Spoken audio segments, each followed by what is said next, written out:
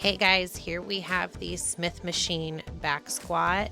Here I've got two 45s on for a total of 90 pounds. I don't add weight on for the Smith machine. You're gonna set up the bar just below shoulder height. You're gonna step under it, resting it across your back, not your neck.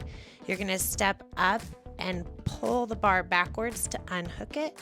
And then keep your feet slightly in front of you, about shoulder width apart, with your toes and your knees pointed straight. When you unrack, make sure that you're keeping the core tight too, so that you don't injure the lower back.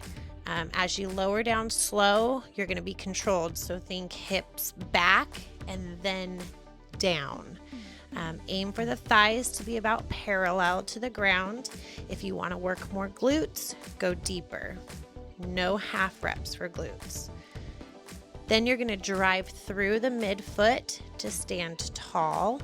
Don't bounce at the bottom or at the top. Head neutral, eyes forward. Bar path should be vertical. That's the beauty of the Smith machine. So use it, don't fight it.